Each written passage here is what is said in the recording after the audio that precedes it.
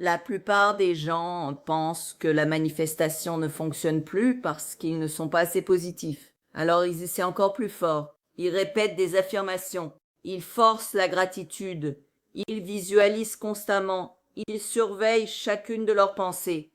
Et en privé, beaucoup commencent à se sentir épuisés, découragés et profondément déçus d'eux-mêmes parce que rien ne semble vraiment changer. Mais si le véritable problème n'était pas votre état d'esprit, et si la manifestation devenait difficile simplement parce que votre système nerveux est trop épuisé pour croire que la vie peut enfin redevenir sécurisante. Je pense que c'est l'un des plus grands malentendus dans la culture moderne de la manifestation. En passant, si cette vidéo vous interpelle, prenez une seconde pour aimer la vidéo, vous abonner à la chaîne et la partager avec quelqu'un qui traverse peut-être silencieusement cette fatigue émotionnelle.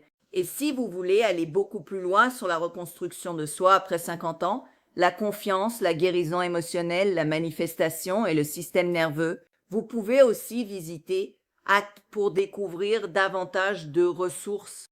Parce qu'on ne peut pas construire un futur paisible pendant que le corps vit encore émotionnellement dans un mode de survie lié au passé. Et beaucoup de personnes, surtout les femmes après 45 ou 50 ans, ont passé des décennies à porter une pression émotionnelle immense, sans même réaliser à quel point cela les a affectés intérieurement. Des années de responsabilité, des années à devoir être forte, des années de stress financier, des déceptions émotionnelles, des divorces, le rôle d'aidante, le burn-out, les pertes, l'adaptation permanente, toujours survivre à la prochaine difficulté. À un moment, le système nerveux cesse d'attendre la facilité. Tractitude, comme il commence à s'attendre à la pression. Et cela change bien plus de choses que ce que les gens imaginent, parce que la manifestation ne dépend pas seulement de ce que vous voulez consciemment. Elle est profondément liée à ce que votre système nerveux considère comme sûr à recevoir. Beaucoup de personnes essaient de manifester l'abondance alors que leur corps croit encore inconsciemment que le danger est proche. Et quand le corps ne se sent pas en sécurité, il devient naturellement hyper vigilant. Vous réfléchissez trop, vous forcez, vous obsédez sur le timing, vous paniquez quand les résultats n'arrivent pas immédiatement, vous vérifiez constamment si ça fonctionne, vous devenez émotionnellement dépendant des preuves extérieures, non pas parce que vous êtes faible, mais parce qu'un système nerveux épuisé recherche désespérément la certitude. C'est pour cela que beaucoup de personnes intelligentes et capables repoussent inconsciemment des opportunités tout en essayant désespérément de les attirer. Parce que l'épuisement crée une contraction intérieure. Et cette contraction change l'énergie derrière absolument tout. Même vos décisions, même vos relations, même les opportunités que vous remarquez ou ignorez. Je pense que beaucoup de gens sous-estiment à quel point l'épuisement émotionnel réduit notre perception de la vie. Quand le système nerveux est saturé, la vie commence à sembler plus petite. On cesse d'imaginer librement. On cesse de prendre des risques créatifs. On cesse de croire que de belles choses peuvent arriver naturellement. On devient émotionnellement conditionné à attendre la lutte. Et après suffisamment d'années ainsi, le corps peut même devenir inconfortable avec la facilité elle-même. C'est pour cela que certaines personnes sabotent des relations paisibles ou ressentent de l'anxiété lorsque tout commence enfin à bien aller, ou pensent immédiatement que tout va s'effondrer dès que la vie s'améliore. Le système nerveux devient plus fidèle à ce qui est familier qu'au bonheur. Et c'est précisément là que beaucoup de conseils sur la manifestation deviennent profondément inutiles. Parce qu'on dit souvent aux gens de simplement penser positif. Mais des pensées positives ne peuvent pas complètement calmer un corps qui se sent encore en danger. On ne peut pas culpabiliser son système nerveux pour l'obliger à s'ouvrir émotionnellement. On ne peut pas forcer la confiance intérieure. Et honnêtement, essayer d'être positif quand on est épuisé crée souvent encore plus de résistance intérieure. Parce qu'au fond, le corps sait que vous n'êtes pas réellement apaisé. C'est pour cela que le calme est bien plus important que la positivité constante. Le calme crée la sécurité, et la sécurité transforme notre façon de penser, de parler, de choisir, d'agir et de recevoir. Quand une personne recommence enfin à se sentir émotionnellement en sécurité, quelque chose de très intéressant se produit. Elle cesse de courir après les choses avec autant de désespoir. Ses décisions deviennent plus claires, son intuition devient plus précise, son énergie devient plus stable. Elle réagit moins émotionnellement au contretemps. Elle cesse d'attacher sa valeur personnelle à des résultats immédiats. Et ironiquement, c'est souvent à ce moment-là que les opportunités commencent enfin à apparaître, non pas parce qu'elles manifestent plus fort, mais parce qu'elles cessent de rayonner la survie. J'ai personnellement remarqué que certains des plus grands changements de vie arrivent lorsque les gens arrêtent de serrer la réalité émotionnellement aussi fort, pas lorsqu'ils deviennent passifs, pas lorsqu'ils abandonnent, mais lorsqu'ils cessent de vivre dans une urgence intérieure permanente. Parce que le désespoir possède une énergie, les gens la ressentent, la vie la reflète, les décisions deviennent déformées par elle et beaucoup de manifestations échouent non pas parce que les gens sont incapables de changer leur vie, mais parce que leur corps est épuisé après des années de surprotection émotionnelle. Je pense que cela est particulièrement important pour les femmes plus tard dans la vie. Beaucoup de femmes arrivent à la cinquantaine ou à la soixantaine en portant des décennies de charges émotionnelles invisibles. Et un jour, elles réalisent qu'elles ne savent même plus comment se détendre intérieurement. Même quand rien de grave ne se passe, le corps continue d'anticiper le stress, continue d'anticiper les déceptions, continue d'attendre le prochain choc émotionnel. Et cette tension chronique intérieure affecte silencieusement la confiance en soi, les relations, l'argent, la créativité, la santé et l'estime de soi.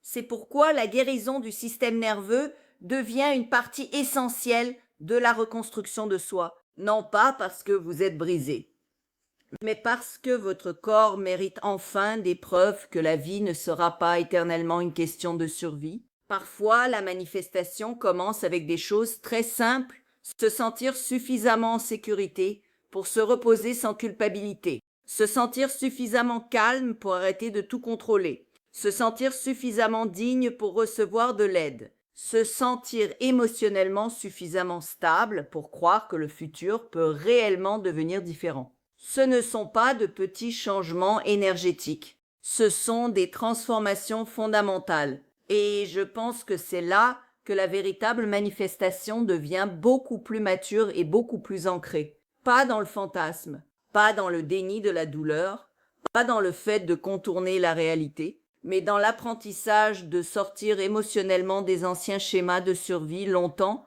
après que la crise soit terminée. Parce que beaucoup de personnes quittent physiquement des périodes difficiles sans que leur système nerveux ne les quitte émotionnellement, et avec le temps, cet épuisement devient un plafond invisible sur la vie qu'elles essaient de créer.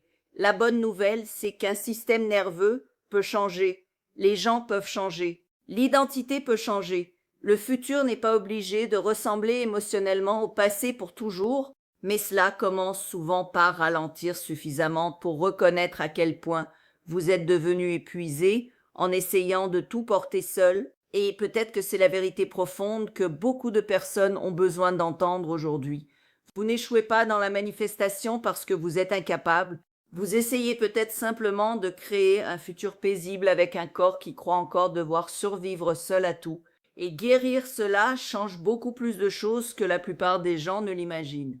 Venez sur attractitude.com pour télécharger gratuitement l'e-book complet « Pourquoi vous n'êtes pas encore là où vous voulez être ?»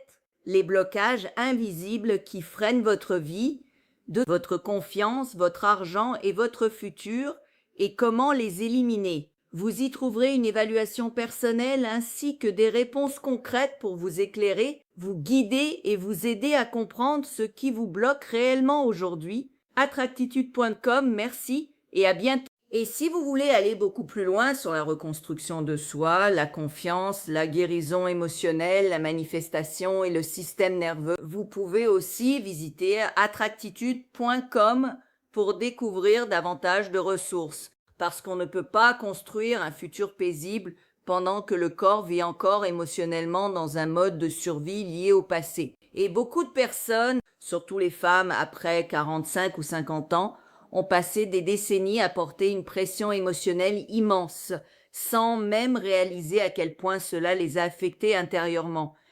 Des années de responsabilité, des années à devoir être forte, des années de stress financier, des déceptions émotionnelles, des divorces, le rôle d'aidante, le burn-out, les pertes, l'adaptation permanente, toujours survivre à la prochaine difficulté. À un moment, le système nerveux cesse d'attendre la facilité. Il commence à s'attendre à la pression. Et cela change bien plus de choses que ce que les gens imaginent. Parce que la manifestation ne dépend pas seulement de ce que vous voulez consciemment. Elle est profondément liée à ce que votre système nerveux considère comme sûr à recevoir. Beaucoup de personnes essaient de manifester l'abondance alors que leur corps croit encore inconsciemment que le danger est proche. Et quand le corps ne se sent pas en sécurité, il devient naturellement hypervigilant.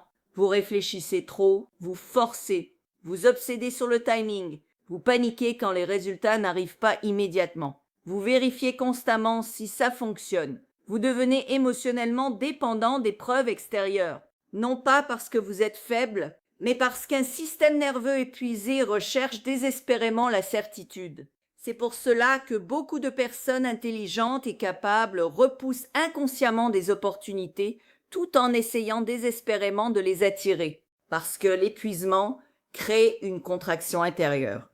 Et cette contraction change l'énergie derrière absolument tout, même vos décisions, même vos relations, même les opportunités que vous remarquez ou ignorez. Je pense que beaucoup de gens sous-estiment à quel point l'épuisement émotionnel réduit notre perception de la vie. Quand le système nerveux est saturé, la vie commence à sembler plus petite. On cesse d'imaginer librement. On cesse de prendre des risques erratifs. On cesse de croire que de belles choses peuvent arriver naturellement. On devient émotionnellement conditionné à attendre la lutte. Et après suffisamment d'années ainsi, le corps peut même devenir inconfortable avec la facilité elle-même. C'est pour cela que certaines personnes sabotent des relations paisibles ou ressentent de l'anxiété lorsque tout commence enfin bien à aller ou pensent immédiatement que tout va s'effondrer dès que la vie s'améliore. Le système nerveux devient plus fidèle à ce qui est familier qu'au bonheur. Et c'est précisément là que beaucoup de conseils sur la manifestation deviennent profondément inutiles, parce qu'on dit souvent aux gens de simplement penser positif. Mais des pensées positives ne peuvent pas complètement calmer un corps qui se sent encore en danger. On ne peut pas culpabiliser son système nerveux pour l'obliger à s'ouvrir émotionnellement. On ne peut pas forcer la confiance intérieure. Et honnêtement, essayer d'être positif quand on est épuisé crée souvent encore plus de résistance intérieure, parce qu'au fond, le corps sait que vous n'êtes pas réellement apaisé. C'est pour cela que le calme est bien plus important que la positivité constante. Et la sécurité transforme notre façon de penser, de parler, de choisir, d'agir et de recevoir. Quand une personne recommence enfin à se sentir émotionnellement en sécurité, quelque chose de très intéressant se produit. Elle cesse de courir après les choses avec autant de désespoir. Ses décisions deviennent plus claires, son intuition devient plus précise, son énergie devient plus stable. Elle réagit moins émotionnellement au contretemps. Elle cesse d'attacher sa valeur personnelle à des résultats immédiats. Et ironiquement, c'est souvent à ce moment-là que les opportunités commencent enfin à apparaître. Non pas parce qu'elles manifestent plus fort, mais parce qu'elles cessent de rayonner la survie. J'ai personnellement remarqué que certains des plus grands changements de vie arrivent lorsque les gens arrêtent de serrer la réalité émotionnellement aussi fort. Pas lorsqu'ils deviennent passifs, pas lorsqu'ils abandonnent, mais lorsqu'ils cessent de vivre dans une urgence intérieure permanente. Parce que le désespoir possède une énergie. Les gens la ressentent. La vie la reflète. Les décisions deviennent déformées par elle. Et beaucoup de manifestations échouent non pas parce que les gens sont incapables de changer leur vie, mais parce que leur corps est épuisé après des années de surprotection émotionnelle. Je pense que cela est particulièrement important pour les femmes plus tard dans la vie. Beaucoup de femmes arrivent à la cinquantaine ou à la soixantaine en portant des décennies de charges émotionnelles invisibles. Et un jour, elles réalisent qu'elles ne savent même plus comment se détendre intérieurement. Même quand rien de grave ne se passe, le corps continue d'anticiper le stress, continue d'anticiper les déceptions, continue d'attendre le prochain choc émotionnel. Et cette tension chronique intérieure affecte silencieusement la confiance en soi, les relations, l'argent, la créativité, la santé et l'estime de soi. C'est pourquoi la guérison du système nerveux devient une partie essentielle de la reconstruction de soi. Non pas parce que vous êtes brisé, mais parce que votre corps mérite enfin des preuves que la vie ne sera pas éternellement une question de survie. Parfois, la manifestation commence avec des choses très simples. Se sentir suffisamment en sécurité pour se reposer sans culpabilité. Se sentir suffisamment calme pour arrêter de tout contrôler. Se sentir suffisamment digne pour recevoir de l'aide. Se sentir émotionnellement suffisamment stable pour croire que le futur peut réellement devenir différent. Ce ne sont pas de petits changements énergétiques. Ce sont des transformations fondamentales. Et je pense que c'est là que la véritable manifestation devient beaucoup plus mature et beaucoup plus ancrée. Pas dans le fantasme, pas dans le déni de la douleur, pas dans le fait de contourner la réalité, mais dans l'apprentissage de sortir émotionnellement des anciens schémas de survie longtemps après que la crise soit terminée. Parce que beaucoup de personnes quittent physiquement des périodes difficiles sans que leur système nerveux ne les quitte émotionnellement. Et avec le temps, cet épuisement devient un plafond invisible sur la vie qu'elles essaient de créer. La bonne nouvelle, c'est qu'un système nerveux peut changer. Les gens peuvent changer.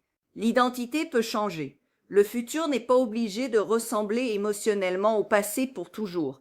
Mais cela commence souvent par ralentir suffisamment pour reconnaître à quel point vous êtes devenu épuisé en essayant de tout porter seul. Et peut-être que c'est la vérité profonde que beaucoup de personnes ont besoin d'entendre aujourd'hui. Vous n'échouez pas dans la manifestation parce que vous êtes incapable. Vous essayez peut-être simplement de créer un futur paisible avec un corps qui croit encore devoir survivre seul à tout. Et guérir cela change beaucoup plus de choses que la plupart des gens ne l'imaginent. Venez sur attractitude.com télécharger gratuitement l'e-book complet. Pourquoi vous n'êtes pas encore là où vous voulez être, les blocages invisibles qui freinent votre vie, votre confiance, votre argent et votre futur, et comment les éliminer. Vous y trouverez également une évaluation personnelle ainsi que des réponses concrètes pour vous éclairer, vous guider et vous aider à comprendre ce qui vous bloque réellement aujourd'hui. Venez sur attractitude.com. À bientôt.